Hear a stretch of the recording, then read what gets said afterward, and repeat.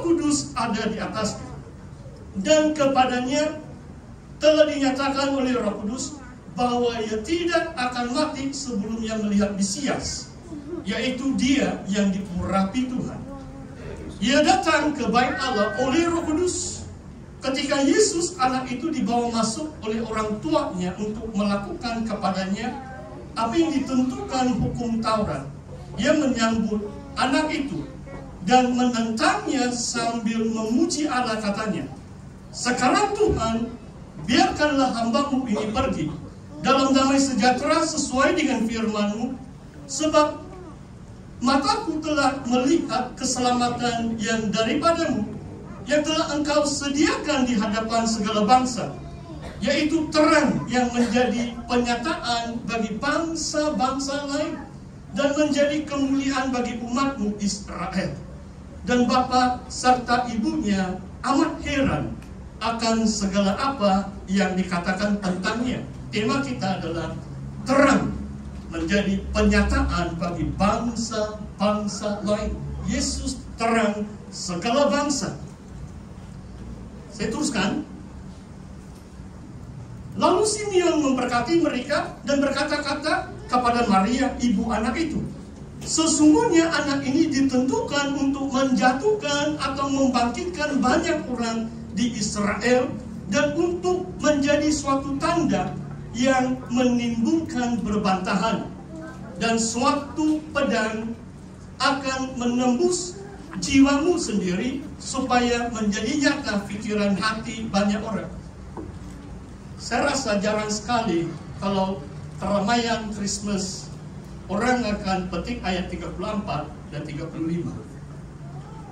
Waktu Yesus lahir, setelah pentakhiran, ada 4 rujukan perjanjian lama. Yang disunat ke 8 hari, itu 1 ayat dalam hukum Taurat. Selesai waktu pentakhiran, ada 1 ayat dalam hukum Taurat. Kalau anak laki-laki, ibu itu tidak tahir selama 33 hari. Tambah 7 hari, 40 hari, baru Maria boleh bergerak dari Bethlehem ke Yerusalem. Kalau anak perempuan, 66 hari. Lain juga sedikit. Kita tahu kenapa. Banyak lagi firman Tuhan pasti tidak paham. Kalau kamu paham, nanti kamu bagi tahu saya. Anak perempuan, bayi lahir, waktu pentakhiran 66 hari. Lelaki pula dicepat tahir 33 hari. Jadi Yesus, waktu dipersembahkan di bait suci, sekurang-kurangnya sudah 40 hari. Perjalanan Bethlehem ke Yerusalem tidak jauh, berapa kilometer sejak? Mungkin setengah hari sudah sampai. Sekarang senang, rumah Pastor sampai sini setengah jam saja. Kadang-kadang traffic jam itu susah sedikit lah itu. Tapi setengah jam berbanding setengah hari itu lain bahkan. Saya pasti tolak tawaran atau susah saya mau jadi pastor sidang. Kalau setengah hari baru sampai kan. Itu zaman dulu-dulu. Jalan kaki. Tidak ada kendaraan seperti yang kita miliki pada hari ini. Saudara, Yesus dikatakan di sini menjatuhkan dan membangkitkan banyak orang di Israel. Menjadi tanda yang menimbulkan berbantahan. Semalam saya khotbah, saudara. Setiap manusia ada pilihan. Sama ada peroleh hidup yang kekal, ataupun menuju kebinasaan hukuman yang kekal. Itu perbantahan bahkan. Jangan kamu pikir enjoy nyanyi lagu Christmas. Tuhan datang menjadi juru selamat, menyuruh semua manusia bertobat, percaya kepadanya. Kalau tidak percaya adalah hukuman kekal. Itu cukup jelas di dalam kitab-kitab perjanjian baru. Itulah maksudnya Yesus itu menjadi tanda. Ada yang jatuh kalau tidak percaya, ada yang bangkit kalau percaya. Kalau terima Tuhan, mereka akan bangkit. Kalau menolak, mereka membantah, membenci. Saudara lihat pelayanan Yesus mengalami tentangan, kebencian, dan seterusnya. Oke, saudara, 3 poin yang saya mau kembali kepada ayat yang ke-20. Mari kita lihat. Poin yang pertama ayat 23, saudara. Semua anak laki-laki sulung harus dikuduskan bagi Allah. Anak sulung itu special. Kalau kita tahu kitab Kejadian, mungkin pasti mau tanya, Di antara kita di sini, siapa yang anak sulung? Anak pertama, keluarga kamu. Oh, sini juga, ramai juga sini. Kamu diberkati, Pak. Terima kasih ya tangan-tangan kamu. Tapi di sini dikuduskan bagi Allah. Maksudnya kita special sedikit. Dan yang terbaik, kalau keluarga dia 5 anak, kita persembahkan anak sulung untuk melayani Tuhan sepenuh masa. Saya ingat ini cerita pastor. Ibu saya dulu, kami agama Roman Katolik. Waktu saya kecil, mereka setia juga itu. Bukan juga setiap minggu, tapi setia.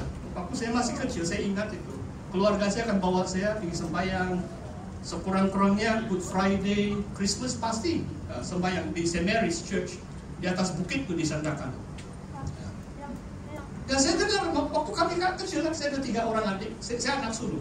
Dia bilang, saya mau persembahkan anak sulung saya kepada Tuhan. Dia cakap begini, hati-hati cakap, betul-betul juga anak sulung dia jadi pastor. Bila saya jadi pastor, dia mengaku. Saya kasih ingat, mama saya masih hidup, tapi dia sangat lemah sudah. Tolong doakan, 86 tahun. Haleluya. Sangat spesial. Yesus anak sulung. Maksudnya dia akan dikuduskan untuk menjadi hamba Tuhan. Dia memang anak tunggal Bapa. Firman itu bukan saja bersama Tuhan, dia adalah Tuhan. Sifat ilahinya setara dengan Bapa. Dia tidak kurang. Keilahian berbanding Allah Bapa. Itulah oknum Tritunggal itu. Sama juga Roh Kudus. Roh Kudus itu pribadi. Dia bukan hanya angin atau kuasa. Roh Kudus itu oknum yang setara. Yesus anak Allah, Allah Bapa, Roh Kudus setara. Walaupun kepribadian yang berasingan, tetapi mereka adalah satu. Mereka tetap satu dalam apapun. Allah Tritunggal adalah Allah yang Esa. Allah yang Esa adalah Allah Tritunggal. Itu tajuk esai pastor. Kamu boleh beli buku Tuhan Tritunggal. Saudara, ini poin yang pertama. Tidak bermaksud anak-anak lain kita tidak persembahkan kepada Tuhan. Malah poin yang pertama di sini adalah, tadi saya naik di gereja ini pun saya sudah salam dengan beberapa, mungkin ada yang anak di bawah 1 tahun.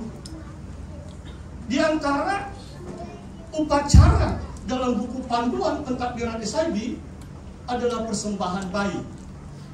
Jadi saya harap dalam 1-2 bulan ini kita akan laksanakan. Ada amin saudara?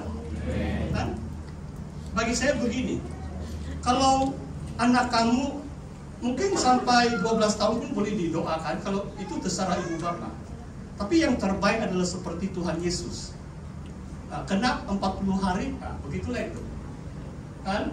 Dia dipersembahkan di bait suci waktu dia baru 40 hari usianya. Jangan lama-lama lah.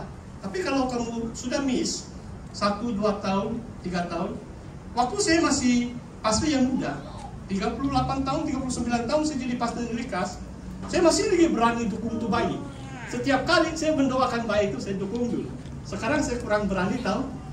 Saya belum jadi datuk bayi ini. Lain kali kalau saya ada cucu, saya mau belajar lagi mendukung anak. Oke, ada penetua sini. Nantilah bulan 2, bulan 3 kita akan buat satu persatu, kita akan doakan anak-anak kita. Sebab ini Yesus sendiri dipersembahkan di bait suci. Ini adalah Alkidabiah. Ini bukan saja peraturan gereja kita. Ini berdasarkan apa yang dilalui oleh Tuhan Yesus. Dia dipersembahkan kepada Allah di bait suci, di rumah Tuhan, di gereja Tuhan, supaya Tuhan menjaga hidup setiap anak-anak kita dari lahir sampai dia menjadi dewasa diberkati oleh Tuhan. Saudara, poin yang kedua adalah tentang Simeon. Saya mau baca ini 3 poin ya, pastor janji tidak lama sangat. Dia datang ayat 27 ke bait Allah oleh Roh Kudus. Peranan Roh Kudus dalam hidup Simeon. Simeon ini sudah usia tua. Kalau nanti kamu baca seterusnya, Hana itu 84 tahun, mungkin Simeon sudah 70-an. Dia datang ke bait Allah oleh Roh Kudus. Wah, ayat ini sangat mendorong saya. Kalau hari Minggu, terima kasih. Mungkin pastor punya suara sudah salut.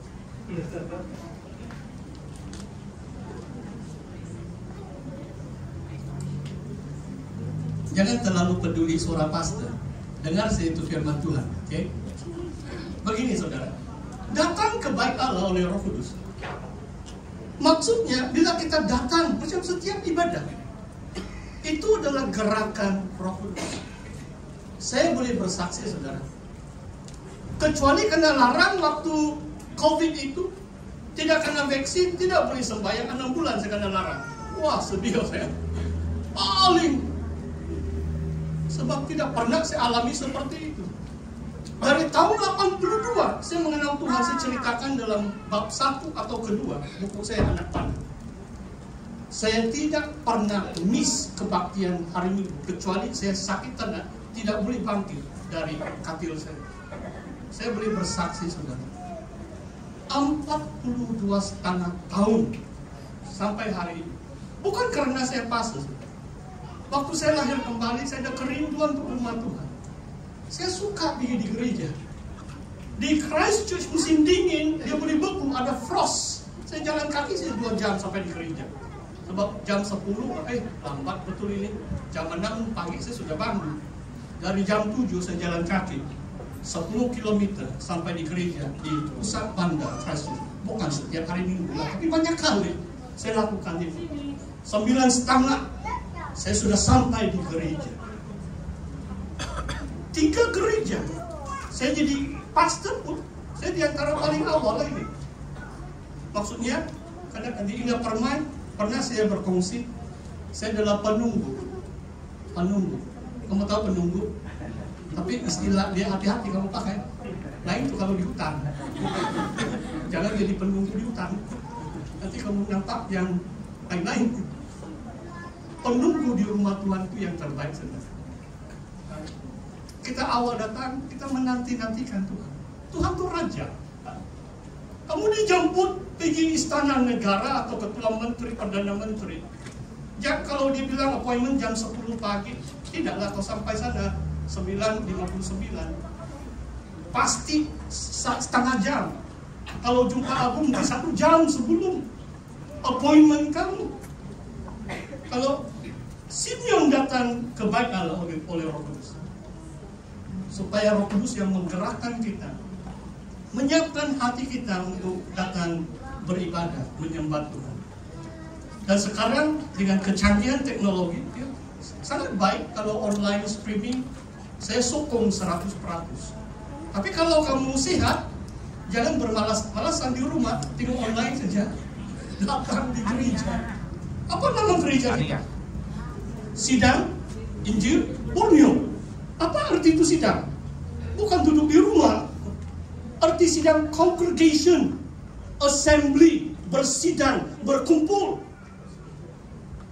Jemaah, apa artinya jemaah dalam perjanjian baru? Berhimpun bersama. Mereka datang berkumpul. Saudara, sama ada penyakit sampar atau tidak, gereja gagal untuk berdoa mengimani itu. Akhir zaman Tuhan sudah bernubuat dalam Wahyu, dalam Matius 24, Lukas semua ada kan, penyakit sampar.